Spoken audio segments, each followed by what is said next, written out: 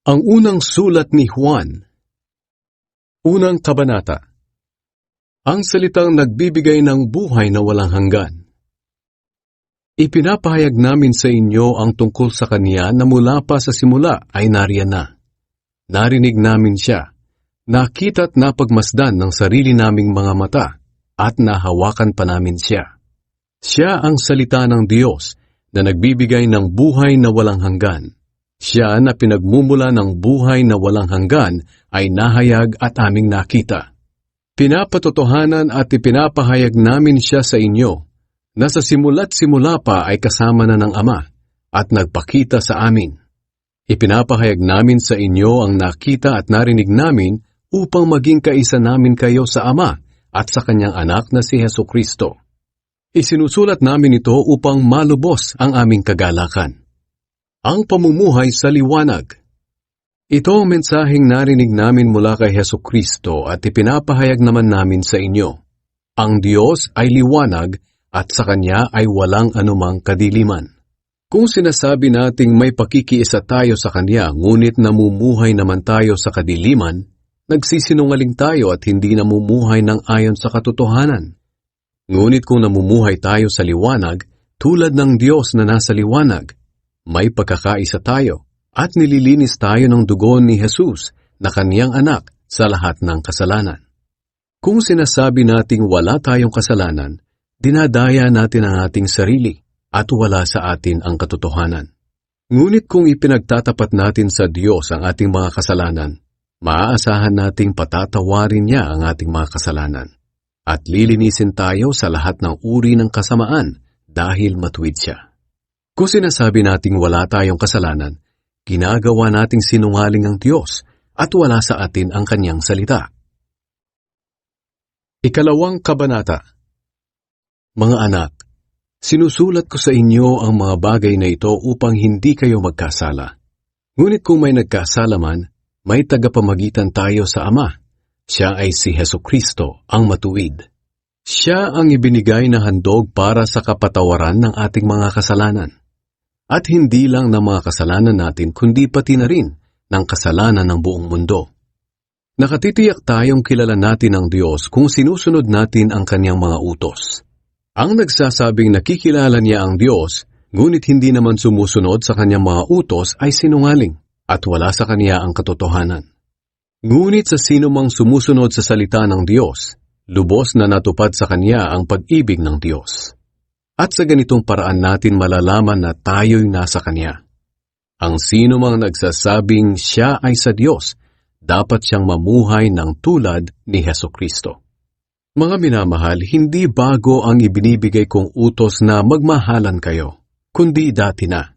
Ang utos na ito ay walang iba kundi ang mensaheng narinig at tinanggap ninyo mula nang sumampalataya kayo. Ngunit masasabi rin natin na ang utos na ito ay bago, dahil lumilipas na ang kadiliman at nagliliwanag na ang tunay na ilaw. At ang katotohanan ito ay nakita sa buhay ni Kristo at maging sa inyo. Ang sino mang nagsasabing siya'y nasa liwanag ngunit napupuot naman sa kanyang kapatid ay nasa kadiliman pa rin. Ang sino mang nagmamahal sa kanyang kapatid ay namumuhay sa liwanag at walang anuman sa buhay niya ang magiging dahilan ng pagkakasala ng kanyang kapwa. Ngunit ang sino mang napupuot sa kanyang kapatid ay nasa kadiliman. Lumalakad siya sa kadiliman at hindi niya alam ang kanyang patutunguhan dahil binulag siya ng kadilimang ito. Sumusulat ako sa inyo mga anak dahil pinatawad na ng Diyos ang mga kasalanan ninyo dahil kay Kristo. Sumusulat ako sa inyo mga ama dahil nakilala nyo na Siya na mula pa sa simula ay nariyan na. Sumusulat ako sa inyo mga kabataan dahil nalupig na ninyo si Satanas. Sumusulat ako sa inyo mga anak dahil nakilala nyo na ang Ama. Sumusulat ako sa inyo mga ama dahil nakilala nyo na Siya na mula pa sa simula ay nariyan na. Sumusulat ako sa inyo mga kabataan dahil matatag ang inyong pananampalataya. Sinusunod ninyo ang salita ng Diyos at nalupig na ninyo si Satanas. Huwag ibigin ang mundo. Huwag ninyong ibigin ang mundo o ang mga makamundong bagay. Ang umiibig sa mga ito ay hindi umiibig sa Ama, sapagkat ang lahat ng kamunduhan, ang masasamang hilig ng laman, ang pagnanasa sa mga nakikita ng mata, at ang anumang pagmamayabang sa buhay ay hindi nagmumula sa Ama kundi sa mundo. Ang mundo at lahat ng bagay dito na hinahangad ng tao ay mawawala. Ngunit ang taong sumusunod sa kalooban ng Diyos ay mabubuhay magpakailanman. Ang Antikristo. Mga anak, malapit na ang mga huling araw, at tulad ng narinig ninyo, malapit na ang pagdating ng Antikristo. Ngayon pa lang ay marami ng Antikristo, kaya alam nating malapit na ang mga huling araw. Kahit naging kasama natin sila noong una, hindi sila tunay na kabilang sa atin. Sapagkat kung tunay na kabilang sila, nanatili sana sila sa atin. Ngunit ang pagtiwalag nila ay nagpapakita na hindi talaga sila kabilang sa atin. Ngunit ipinagkaloob sa inyo ang banal na Espiritu, kaya alam ninyong lahat ang katotohanan. Sumusulat ako sa inyo hindi dahil sa hindi ninyo alam ang katotohanan, kundi dahil sa alam nyo na. At alam din ninyo na walang kasinungalingan na maaaring magmula sa katotohanan. At sino ba ang sinungaling? Ang taong nagsasabing hindi si Jesus ang Kristo. Siya ang Antikristo. Ayaw niyang kilalanin ang Ama at ang Anak. Ang taong hindi kumikilala sa Anak, hindi sumasa kanya ang Ama. Ngunit ang taong kumikilala sa Anak, sumasa kanya ang Ama. Huwag ninyong kalimutan ang mga natutunan ninyo mula pa noong una, upang patuloy kayong mamuhay ng may pagkakaisa sa Anak at sa Ama. Sa ganoon, mapapasa inyo ang ipinangako ni Kristo, ang buhay na walang hanggan. Isinusulat ko sa inyo ang tungkol sa mga taong nanlilinlang sa inyo. Kung tungkol naman sa inyo, ang banal na Espiritu na tinanggap ninyo kay Kristo ay nananatili sa inyo. Kaya hindi na kailangang turuan pa kayo ng iba. Sapagkat ang banal na Espiritu ang magtuturo sa inyo sa lahat ng bagay. At ang mga itinuturo niya ay katotohanan at hindi kasinungalingan. At gaya ng itinuro niya sa inyo, manatili kayo kay Kristo.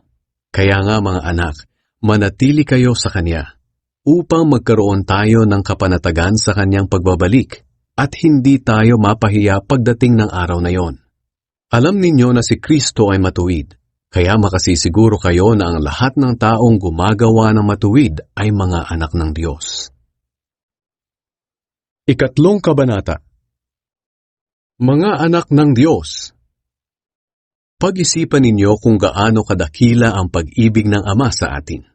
Tinawag niya tayong mga anak niya, at tunay nga na tayo'y mga anak niya. Kaya hindi tayo nakikilala ng mga tao sa mundo dahil hindi nila kilala ang Diyos. Mga minamahal, mga anak na tayo ng Diyos. Ngunit hindi pa naihahayag kung magiging ano tayo sa hinaharap. Alam natin na sa pagbabalik ni Kristo, tayo ay magiging katulad niya, dahil makikita natin kung sino talaga siya. Kaya ang sino mang may ganitong pag-asa kay Kristo ay dapat maging matuwid sa kanyang buhay, tulad ng buhay ni Kristo na matuwid. Ang lahat ng nagkakasala ay lumalabag sa kautusan ng Diyos, dahil ang kasalanan ay paglabag sa kautusan. Alam ninyong si Kristo na walang kasalanan ay naparito sa mundo upang alisin ang ating mga kasalanan. Ang sinumang nananatili kay Kristo ay hindi na nagpapatuloy sa kasalanan. Ang nagpapatuloy sa kasalanan ay hindi pa nakakita o nakakilala sa Kanya. Mga anak, huwag kayong padadaya kanino man. Ang sinumang gumagawa ng tama ay matuwid, tulad ni Kristo na matuwid. Ngunit ang nagpapatuloy sa kasalanan ay kampo ng Diablo, dahil ang Diablo ay gumagawa na ng kasalanan mula pa sa simula. Ito ang dahilan kung bakit naparito ang anak ng Diyos, upang wasakin ang mga gawa ng Diablo. Ang sinumang naging anak ng Diyos ay hindi na nagpapatuloy sa kasalanan, dahil ang katangian ng Diyos ay nasa kanya na. At dahil nga ang Diyos ay kanyang Ama, hindi na siya nagpapatuloy sa kasalanan. At dito makikilala kung sino ang mga anak ng Diyos at kung sino ang mga anak ng Diablo. Ang lahat ng hindi gumagawa ng matuwid o hindi nagmamahal sa kanyang kapatid ay hindi anak ng Diyos. Magmahalan tayo. Ito ang aral na narinig ninyo nang sumampalataya kayo. Dapat tayong magmahalan. Huwag nating tularan si Cain na kampo ng Diablo kaya pinatay niya ang kanyang kapatid. At bakit niya pinatay ang kanyang kapatid? Sapagkat masama ang mga gawa niya at matuwid naman ang mga gawa ng kanyang kapatid. Kaya huwag kayong magtaka mga kapatid kung galit sa inyo ang mga makamundo. Alam nating inilipat na tayo sa buhay na walang hanggan mula sa kamatayan dahil minamahal natin ang ating mga kapatid. Ang sinumang hindi nagmamahal sa kanyang kapwa ay nananatili sa kamatayan. Ang sinumang napupuot sa kanyang kapatid ay isang mamamatay tao. At alam ninyo na walang mamamatay tao ang may buhay na walang hanggan. Sa ganitong paraan natin nalalaman ang tunay na pag-ibig.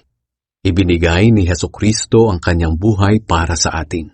Kaya dapat din nating ialay ang ating buhay para sa ating mga kapatid. Kung mayroon man sa atin ang nasa mabuting pamumuhay at nakikita ang isang kapatid na nangangailangan, ngunit hindi naman niya ito tinutulungan, masasabi ba natin na sumasa kanya ang pag-ibig ng Diyos? Mga anak, huwag tayong magmahalan sa salita lang, kundi ipakita natin sa gawa na tunay tayong nagmamahalan. Sa ganitong paraan, mapapatunayan natin na tayo nga ay nasa katotohanan at magiging panatag ang ating kalooban sa kanyang harapan kahit inuusig man tayo ng ating konsensya. Sapagkat ang Diyos ay mas higit kaysa sa ating konsensya at nalalaman niya ang lahat ng bagay. Mga minamahal, kung hindi tayo inuusig ng ating konsensya, panatag tayong makakalapit sa Diyos at matatanggap natin ang anumang hinihiling natin sa Kanya dahil sumusunod tayo sa Kanyang mga utos at ginagawa ang naaayon sa Kanyang kalooban. At ito ang Kanyang utos. Dapat tayong sumampalataya sa Kanyang anak na si Hesukristo at magmahalan gaya ng iniutos niya sa atin. Ang mga sumusunod sa utos niya ay nananatili sa Kanya at siya'y nananatili rin sa kanila. At malalaman natin na nananatili ang Diyos sa atin sa pamamagitan ng banal na Espiritu na ibinigay niya sa atin. Ika-4 na kabanata. Ang Espiritu ng Diyos at ang Espiritu ng Antikristo. Mga minamahal, huwag kayong basta maniniwala sa mga taong nagsasabi na ang ipinangangaral nila'y mula sa banal na Espiritu. Sa halip, alamin muna ninyo kung nagmula nga sa Diyos ang itinuturo nila. Sapagkat marami ng huwad at sinungaling na propetang nagkalat sa mundo. Sa ganitong paraan ninyo malalaman kung ang Espiritong sumasa kanila ay mula sa Diyos. Kung kinikilala nila na si Hesukristo'y naging tao, ang Diyos mismo ang nagsugo sa kanila. Ngunit ang hindi kumikilala na si Jesus ay naging tao, ay hindi isinugo ng Diyos, kundi ng Espiritu ng Antikristo. Narinig ninyo na darating na ang Antikristo, at naririto na nga sa mundo.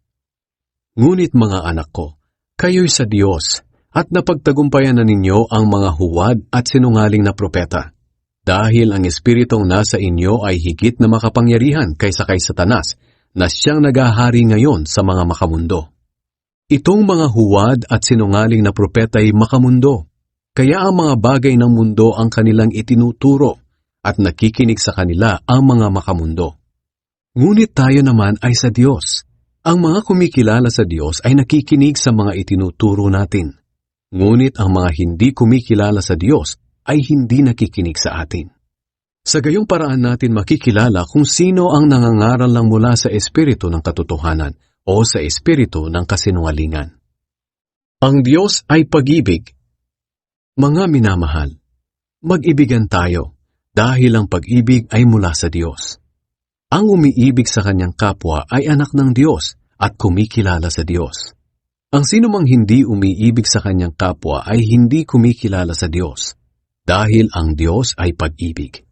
Ipinakita ng Diyos ang kanyang pag-ibig sa atin nang isinugo niya ang kanyang kaisa-isang anak dito sa mundo, upang sa pamamagitan niya ay magkaroon tayo ng buhay na walang hanggan. Ito ang tunay na pag-ibig. Hindi tayo ang umibig sa Diyos, kundi siya ang umibig sa atin. At isinugo niya ang kanyang anak upang akuin ang ating mga kasalanan para sa kapatawaran natin. Mga minamahal, kung ganoon na lamang ang pag-ibig ng Diyos sa atin, nararapat lamang na mag-ibigan tayo. Wala pang tao na nakakita sa Diyos. Ngunit kung nagmamahalan tayo, ang Diyos ay sumasa atin at lubos na natupad ang kanyang pag-ibig sa atin.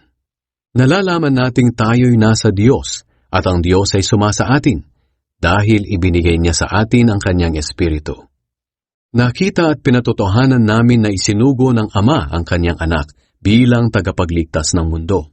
Ang sinumang kumikilala na si Jesus ay anak ng Diyos, ang Diyos ay nasa kanya, at siya naman ay nasa Diyos. Kaya nakilala na natin at pinaniwalaan ang pag-ibig ng Diyos sa atin. Ang Diyos ay pag-ibig.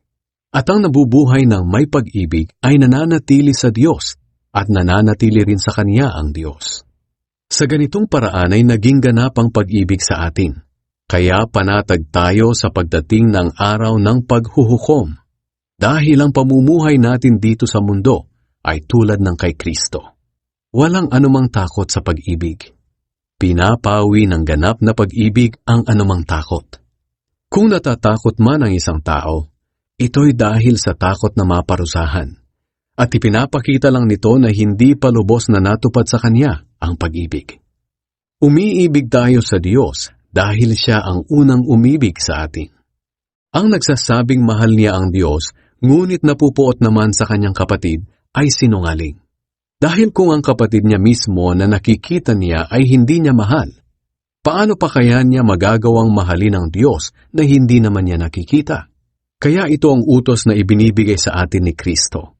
Ang taong nagmamahal sa Diyos ay dapat ding magmahal sa kanyang kapatid. Ikalimang kabanata. Ang pag-ibig, pananampalataya at tagumpay. Ang sinumang sumasampalataya na si Jesus ang Kristo ay anak ng Diyos. At ang sinumang umiibig sa Ama ay umiibig din sa kanyang anak. Sa ganitong paraan natin malalaman na iniibig natin ang mga anak ng Diyos. Kung minamahal natin ang Diyos at sinusunod natin ang kanyang mga utos. Dahil ang tunay na umiibig sa Diyos ay sumusunod sa kanyang utos at hindi naman mahirap sundin ang kanyang mga utos. Sapagkat ang bawat anak ng Diyos ay nagtatagumpay laban sa mundo. Napagtatagumpayan niya ito sa pamamagitan ng pananampalataya. At sino ba ang nagtatagumpay laban sa mundo? Ang sumasampalataya na si Jesus ay anak ng Diyos. Si Jesus na naparito sa mundo ay napatunayang anak ng Diyos sa pamamagitan ng tubig nang magpabautismo siya at sa pamamagitan ng dugo nang mamatay siya. Hindi lang sa tubig kundi sa pamamagitan din ng dugo. At ang mga bagay na ito ay pinatotohanan din sa atin ng banal na Espiritu. Dahil ang Espiritu ay katotohanan. Kaya may tatlong nagpapatotoo tungkol kay Jesus. Ang banal na Espiritu, ang tubig nang magpabautismo siya, at ang dugo nang mamatay siya. At ang tatlong ito ay nagkakaisa. Tinatanggap natin ang patotoo ng mga tao. Ngunit higit na maaasahan ang patotoo ng Diyos dahil siya mismo ang nagpatotoo tungkol sa kanyang anak. Ang sinumang sumasampalataya sa anak ng Diyos ay naniniwala sa patotoo ng Diyos. Ang sinumang hindi naniniwala sa patotoong ito ay ginagawang sinungaling ang Diyos dahil hindi siya naniniwala sa patotoo ng Diyos tungkol sa kanyang anak. At ito ang patotoo ng Diyos. Binigyan niya tayo ng buhay na walang hanggan. At ang buhay na ito'y nasa kanyang anak. Ang sinumang nasa kanya ang anak ng Diyos ay may buhay na walang hanggan. Ngunit ang sinumang wala sa kanya ang anak ng Diyos ay walang buhay na walang hanggan. Ang buhay na walang hanggan. Isinusulat ko ito sa inyo na mga sumasampalataya sa anak ng Diyos upang malaman ninyong mayroon kayong buhay na walang hanggan. At may kapanatagan tayo sa paglapit natin sa Diyos dahil naniniwala tayong ibibigay niya sa atin ang anumang hilingin natin na ayon sa kanyang kalooban. At kung alam nating nakikinig sa atin ang Diyos, alam nating tinatanggap na natin ang hinihiling natin sa Kanya. Kung nakikita ninyo ang inyong kapatid kay Kristo na gumagawa ng kasalanang hindi hahantong sa espiritual na kamatayan, ipanalangin ninyo siya at bibigyan siya ng Diyos ng buhay. Ito ay para lang sa mga nakagawa ng kasalanang hindi hahantong sa espiritual na kamatayan. May mga kasalanang nagdudulot ng espiritual na kamatayan. Hindi ko sinasabing ipanalangin ninyo ang mga taong nakagawa ng ganitong kasalanan. Ang lahat ng gawaing hindi matuwid ay kasalanan. Ngunit may mga kasalanang hindi hahantong sa espiritual na kamatayan. Alam nating ang sinumang naging anak ng Diyos ay hindi na nagpapatuloy sa kasalanan. Iniingatan siya ng anak ng Diyos at hindi siya maaaring saktan ng diablo. Ang buong mundo ay nasa ilalim ng kapangyarihan ng diablo. Ngunit alam nating tayo'y mga anak ng Diyos. Alam din nating ang anak ng Diyos ay naparito sa mundo. At binigyan niya tayo ng pangunawa upang makilala natin ang tunay na Diyos. At tayo nga ay nasa tunay na Diyos sa pamamagitan ng kanyang anak na si Hesukristo. Siya ang tunay na Diyos at ang buhay na walang hanggan. Mga anak, lumayo kayo sa mga Diyos-Diyosan.